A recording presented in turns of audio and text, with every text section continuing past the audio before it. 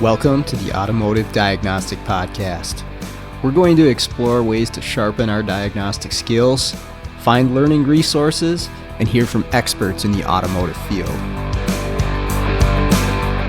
This episode is brought to you by L1 Automotive Training and Keith Perkins. If you're looking for education on module programming, J2534, EEPROM work, key and immobilizer, electrical diagnostics, or drivability diagnostics, Keith has a website, l1training.com, that's got over 60 hours of training videos on all those subjects and more.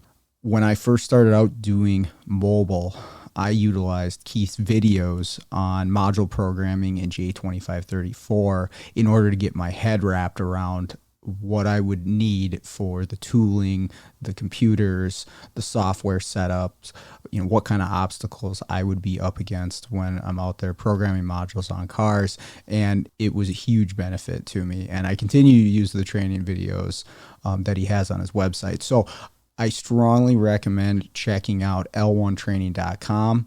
The link is in the show notes. Hey, what's going on, automotive world? Welcome to another episode of the Automotive Diagnostic Podcast. My name is Sean Tipping, and I will be your host once again for this week's episode. Thank you for joining me. If you checked out last week's episode, I talked about a few cars to get my butt kicked on. I have a follow-up to one of those, and if you didn't listen to the episode, I'll fill you in on the car. But if you want to go back, I did mention what I got into on this Honda and the obstacles I was up against. And at the end of the episode, I did not have a conclusion, although I had an idea and I was on the right track. I did end up getting this one fixed this week. So that's what we're going to talk about today, is exactly how the symptoms presented themselves on this Honda, which I thought were interesting, but it made more sense after the conclusion and after really looking at it. But in the moment, it was tough. It was challenging. Both me and one of my technicians looked at it and spent a lot of time on it to get to the conclusion. And like most solutions or resolutions to problems, like once you find it, it's not that big of a deal, and probably should have picked it out sooner. But, that's how it goes. It's how you learn. And that's why I'm talking about it, because it's interesting. So anyways, if you're not familiar with the one I was talking about last week, it is a 2017 Honda CRV with a 1.5 liter turbo. That was the first year in the CRV that they used that. So looking up info on this, as far as known fixes and things that go wrong with these engines, there wasn't a whole lot out there. We use Identifix as a database to kind of see, hey, what are some of the normal things that happen to these, especially once you've dug through it and you don't see anything obvious. But I will say after about 2017, Identifix's stuff is pretty weak. Going back, earlier stuff, there's a lot, and there's some stuff on newer vehicles, but even just the service info in general is lacking on Identifix, and then known problems are not completely gone, but they're a lot less than they used to be. Anyways, didn't find anything like that in regards to what was going on with this vehicle, but let me explain what was happening. This was at a shop that does work for a used car dealer. Okay, so used car dealer buys stuff from auction. They bring it to this repair shop with whatever is broken on the vehicle. They fix it, they put it on the lot, they sell it, and some poor soul gets these vehicles. No, but auction cars can be interesting, and you never know what the backstory is from an auction car, because you don't have the person to talk to or the people to talk to that messed this vehicle up in the first place. And that really wasn't the case with this one, but we see a lot of that. And so when they got this vehicle, they originally took it on running, but with a misfire. And the shop determined through their own diagnostics, we were not involved with, that it was a valve issue. Something wrong with the compression or something wrong with the valves on one of the cylinders causing a misfire. And that's about all I know about it. This was getting the story for them after the fact. And So they took the cylinder head off. Obviously, you got to do that if you got a valve issue. And they sent it to a machine shop to get a valve job or have them determine, hey, maybe you need a new cylinder head. And I guess they went through it. They performed a valve job, machined the head, whatever needs to be done, gave it back to the shop. Shop put it back together. At this point, it will not run. And he assured me, he's like, yeah, it actually ran really well before, besides the misfire. And the misfire wasn't even constant. It was, somewhat intermittent, but they wanted to get this fixed because you go out on a test drive and you get a flash and check engine light every once in a while. Okay, sure. But now it doesn't start at all after they do this.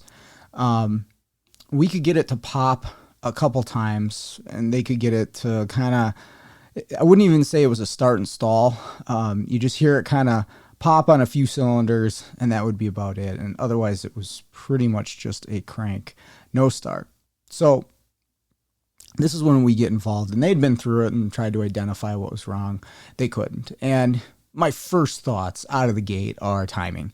Got to check timing on this thing, especially because it ran before, now it doesn't.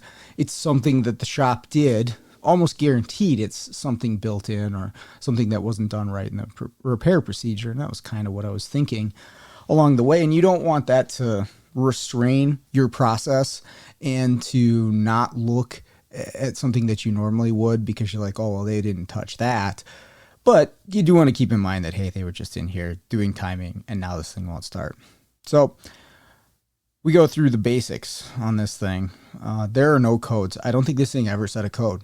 The entire time I was working on it, unless I caused it, right? At points I would unplug components and that would set a circuit code or performance code. But if everything was plugged in, there was no codes on this Honda. We'll get into the details of the why on that, but I thought that was interesting. Looking back on it, it's interesting. I didn't find it that interesting in the moment. I'm like, how can this thing not be setting any codes? And at one point, it's just a no start. At another point, we get it running and there's still no codes, which baffles me. But anyways, we go through the basics, air, fuel, spark, what's it missing? And it has spark. It has fuel. And the reason I can say that on my initial inspection is the spark plugs would get wet with fuel. And we tested the fuel quality, tested the low side pressure of the fuel. The fuel looked good. There was no sediment in it. There was no water in it. It was not E85, regular pump gas that looked to be in good quality. We were getting spray into the cylinder. Now, question is it enough? Is it too much? I don't know that at this point, but we are getting fuel into the cylinders. Now, I'll mention at this time, I looked at the rail pressure and it was adequate as far as I could determine in the moment. Just glancing through the data, trying to find something that is off, and I was looking at fuel, looking at temperature sensors and looking at mass airflow and any data PID that might indicate that something's off. One of those was rail pressure. And I believe it was somewhere around 1200 PSI when I looked at it, just glanced at it. And that was cranking after I had been cranking on it for a while. And I was like, okay, well, this thing's built up some pressure. Like, again, it almost sounds like it wants to start. I didn't go any further with the rail pressure at that point. I saw a number. I was like, hey, it's got plenty of pressure. Let's move on and keep testing. And I look at timing because I'm really thinking timing. I scope the timing. It's on. I ended up doing that twice. I did it on my second visit because I just wasn't convinced. I'm like, they had to have screwed something up with the timing. And I'll get to why I thought that in a moment. But as far as my known goods compared, the thing was in time. The cams were exactly where they needed to be in relationship to each other and the crankshaft. Okay. Again, looking at mass airflow. You can have some mass airflows that are real strong inputs to fuel delivery, prevent an engine from even running or starting. And a lot of the times in that case, you unplug the MAF and see what happens. Let it code and see. And that didn't change anything for me. I was also thinking, well, maybe this is somehow plugged exhaust, right? And this is where I mentioned, like, yes, I feel like this is something that they caused, but I can't rule out something that I would normally look for. And I've had vehicles before, 4 cylinders in particular. I had a Toyota Camry not that long ago that did this, where the exhaust was completely restricted and you would get a little bit of a pop out of it and then it would stall and you'd have wet plugs. And so I just yanked the front O2 out of this thing because it was super easy. Tried starting it, didn't change anything. So I'm about at the end of my time for this first visit. It was about all the time that I had to invest in this thing. And I told the guy I would come back and take another look at it. But before I go, is there anything else that you guys replaced on it when you did the cylinder head? And he said he put some injectors in this vehicle. Okay. I was like, where did you get the injectors from? And he said he got them off of Amazon. And I was like, okay, man, I can come back and we can keep going with this and try to maybe prove that injectors are a cause, but that is something that you changed. It ran before and they're off of Amazon. I was like, it would probably be a smart move to get some quality injectors in there and then see if it starts up. If you want us to prove that out more, I'll come back and we'll take another look at it and see. And he understood, and this is more the car lot's decision on the parts that they wanted rather than the shop. But I told him, I was like, just get some OE injectors in this thing because it's possible if you're paying a fraction of the price that those parts are not up to the same quality. And with a direct injected vehicle like this, it definitely could make a difference. And again, it ran before and the timing seems on, so what else could they have screwed up? Anyways, they do put injectors in it. They do it the next day, actually. They were able to get some of these. Hondas have a lot of trouble with the GDI injectors, so they are readily available. Still doesn't start. Steve just happened to be going to that shop the next day for programming on a separate car, BCM and a Yukon or something. And I told him, I was like, hey, can you just take a peek at this thing while you're there? I had a full schedule. I wasn't able to get back myself, but I was like, hey, take a peek at this and just see what's going on. I gave him the rundown of what I was experiencing, told him, see if it's the same thing, and then if so, or whatever it's doing, just give me your opinion and let me know if you find anything real obvious. And sometimes a second set of eyes on something really helps. And I don't know if the situation has changed at all since they put the injectors. He told me it still didn't start. Well, what Steve ended up finding was he could get it started at this point. Now, I don't know for sure if the injectors made a difference. I'd like to think they did. I never got it started on my first visit, but Steve was able to by flooring the accelerator and cranking on this thing.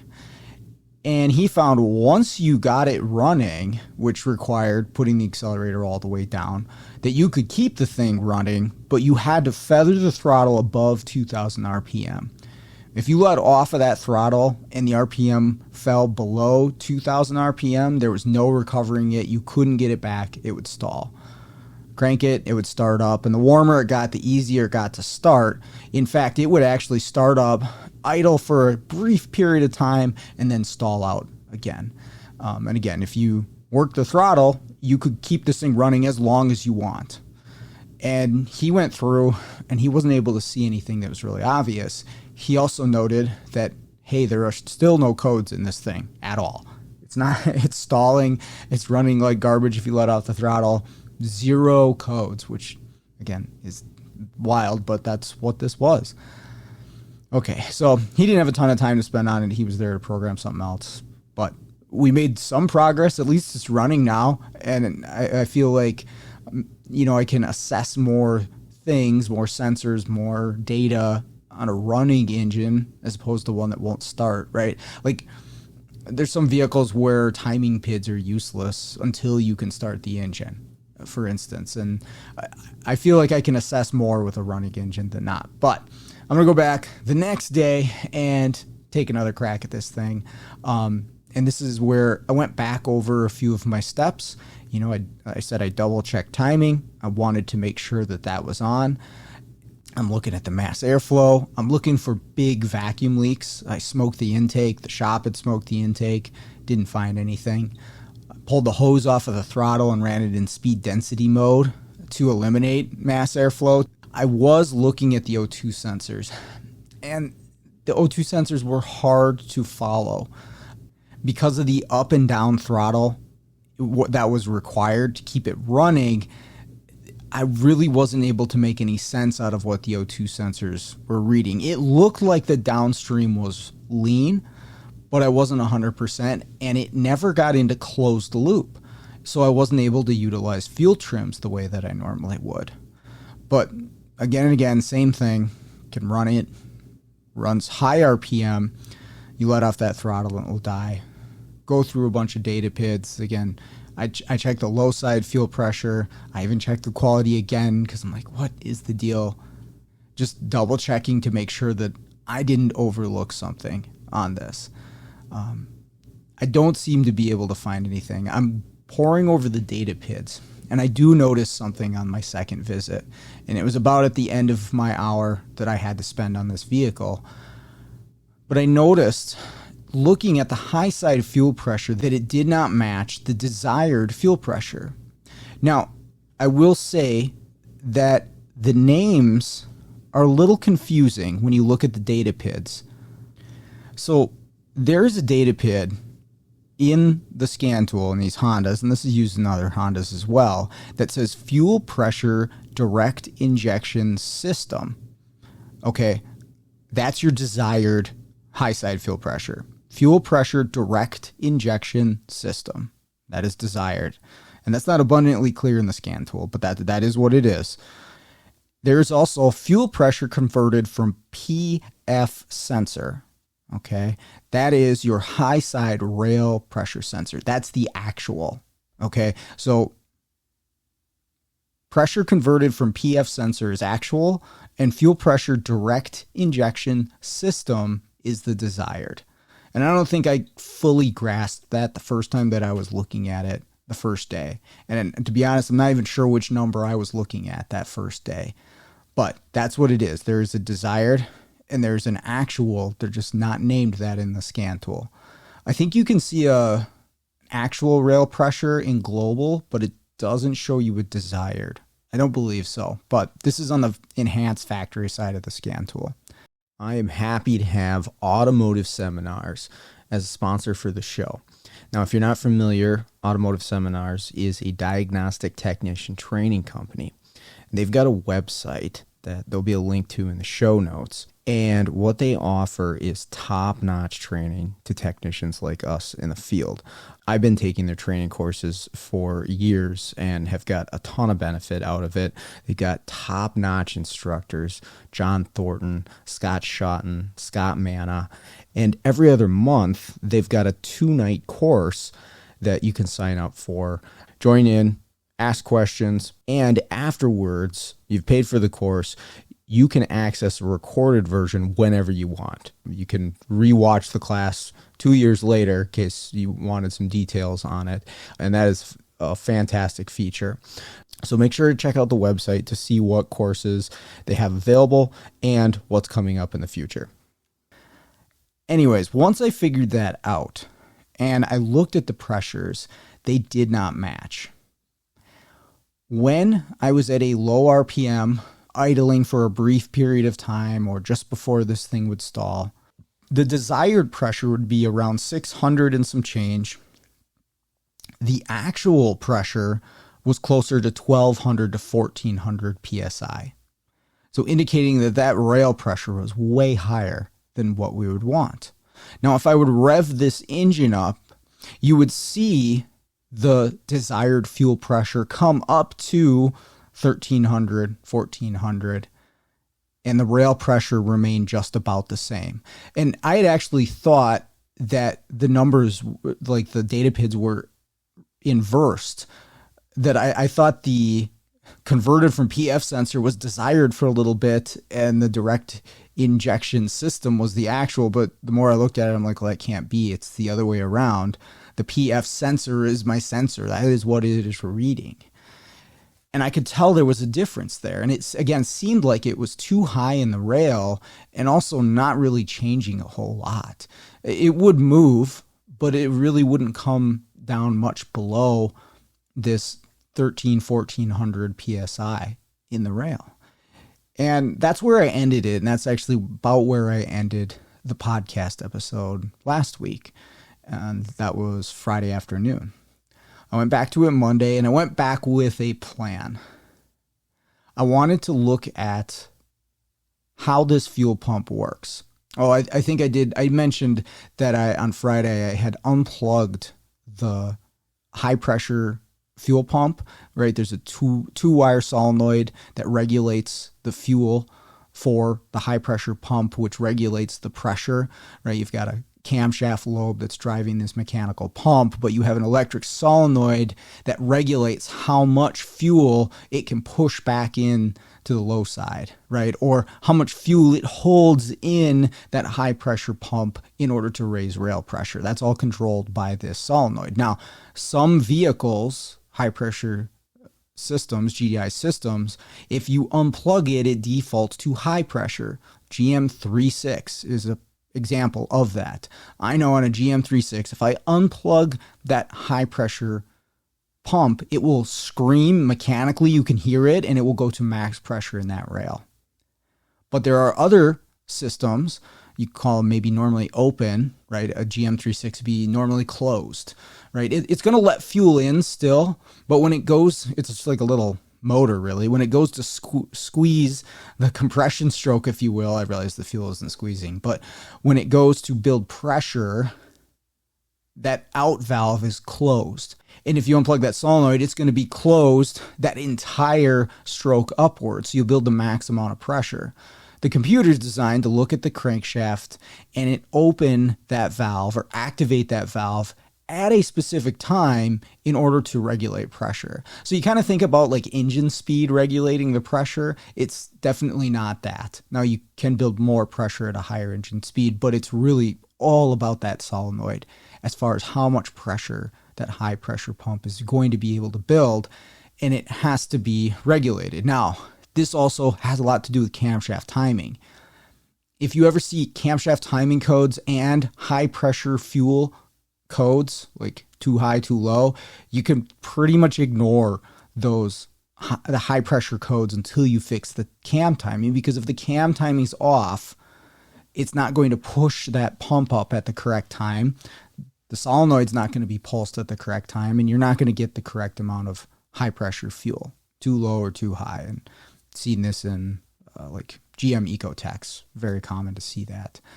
So anyways, I'm not sure how this pump operates, because some would be like a normally open, meaning if you unplug that solenoid, it basically goes to low side pressure. Won't be quite that, but it's going to go to its lowest point of fuel pressure when that valve is electronically unplugged.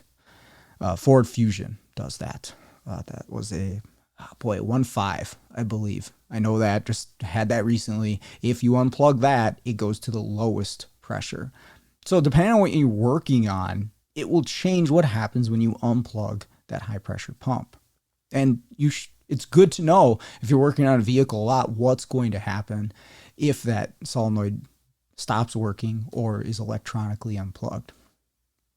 So anyways, on this Honda, this was back on the Friday, I had unplugged it just to see what would happen. It wouldn't start at all when I would unplug the pump, which I thought was interesting. And I was a bit confused at the time because I saw the high pressure, and I was thinking, well, maybe this thing just can't run when the pressure is maxed out, and it didn't make a whole lot of sense. I had actually put an amp clamp around this thing too to see, is the computer pulsing it? And what I was going to look for was a pintle bump. There's a great John Thornton class where he's looking at a high pressure fuel system and shows that there's a missing pintle bump in that solenoid when the timing is off.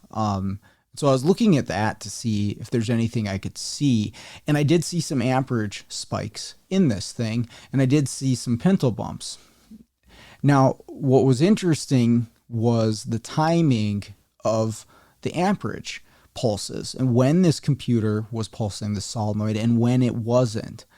When you would first fire the engine up, you'd get a few pulses to the solenoid, some activations, and if you just let it idle, it would not hit that solenoid again. Nothing on it.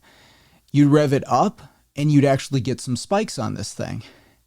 And I didn't put everything together while I was there until I got home over the weekend and I started reading about the pump. This is a normally open pump. You can find this in service info.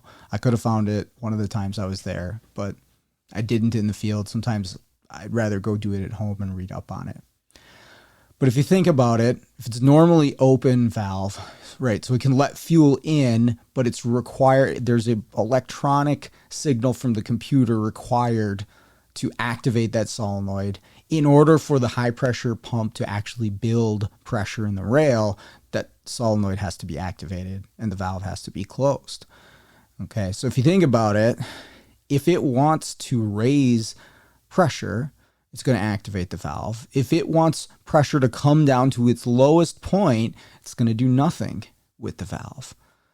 And again, the interesting thing was at idle, it didn't seem to be doing anything with that valve. You get a few pulses when you're cranking it, and then that was about it. And there was nothing. And once I put all that together in my head, I'm like, this rail pressure sensor has to be reading incorrectly. And there's a real easy way to determine that.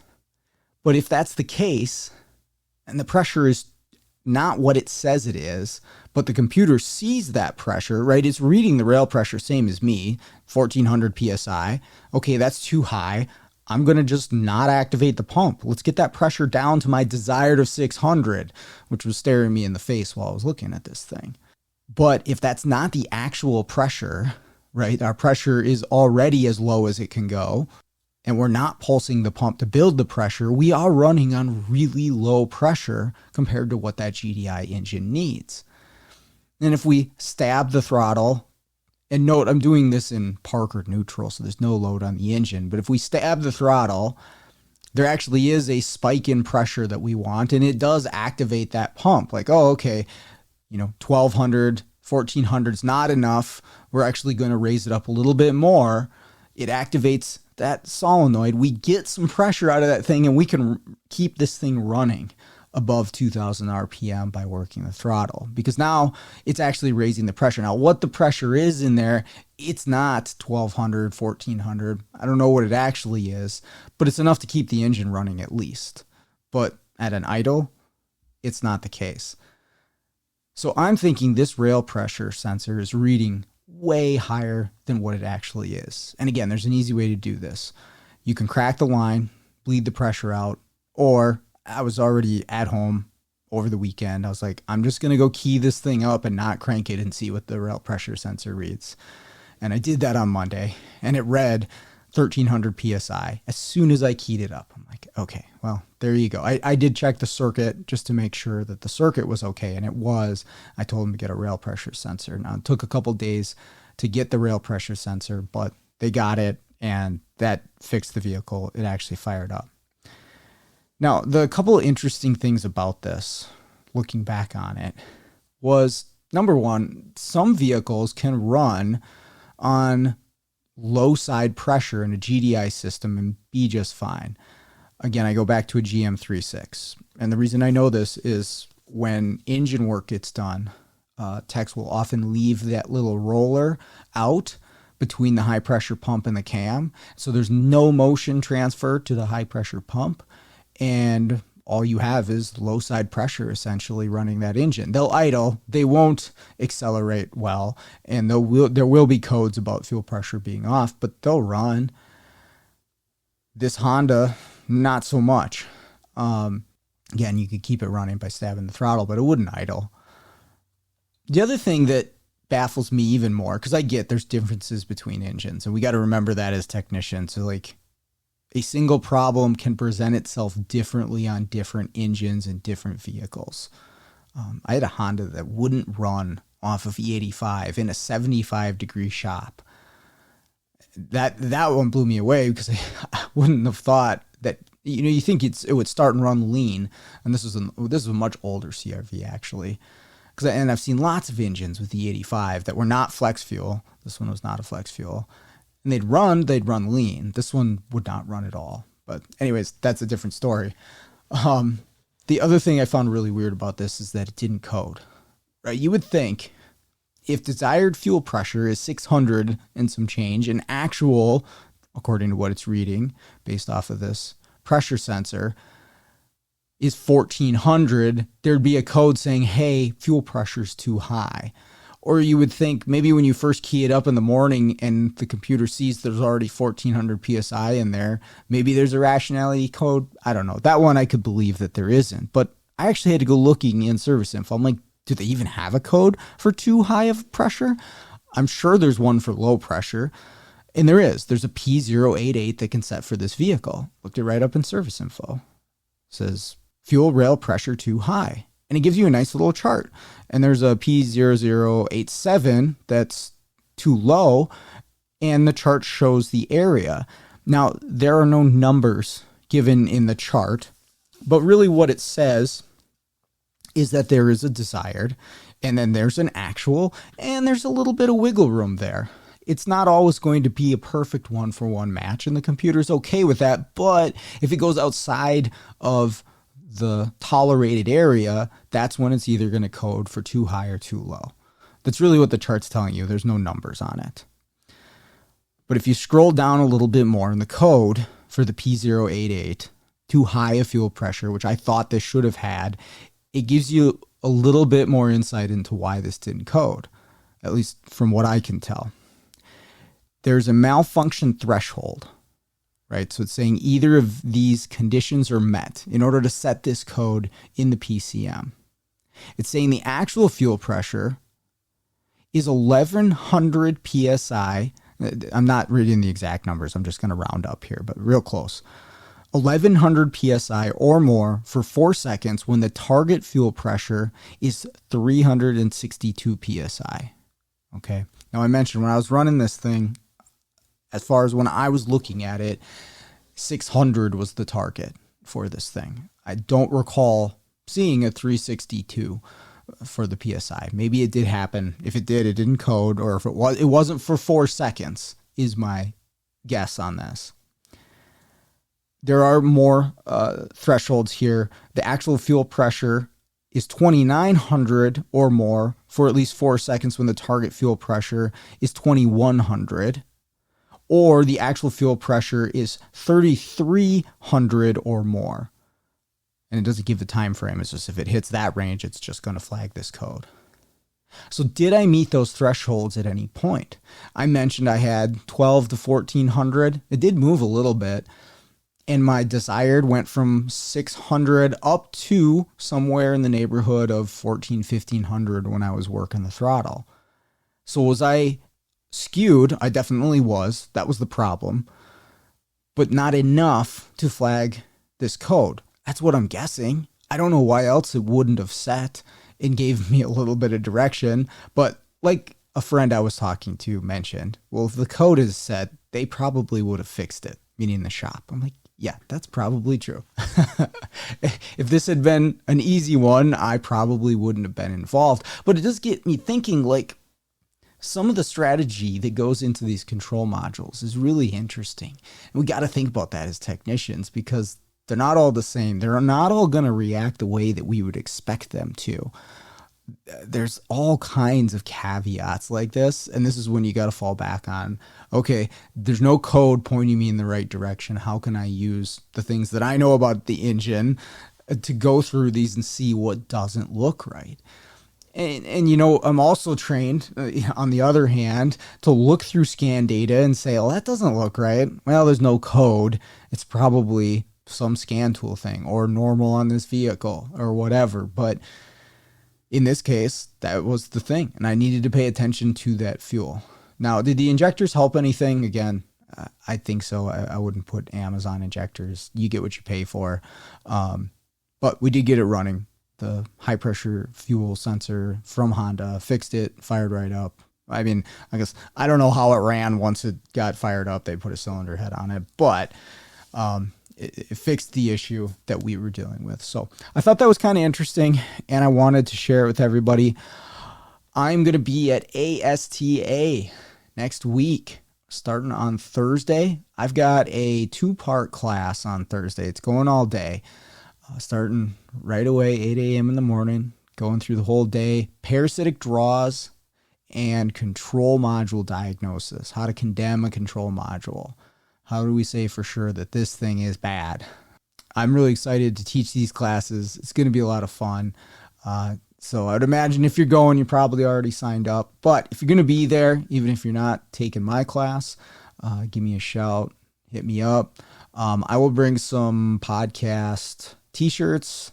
I'll see if I got any sweatshirts left, stickers, and yeah, just hit me up. We'll have a beer. I'm sure it's going to be a really good time. So looking forward to it. I'm excited. With that all out of the way, let's get out there, start fixing the world one car at a time.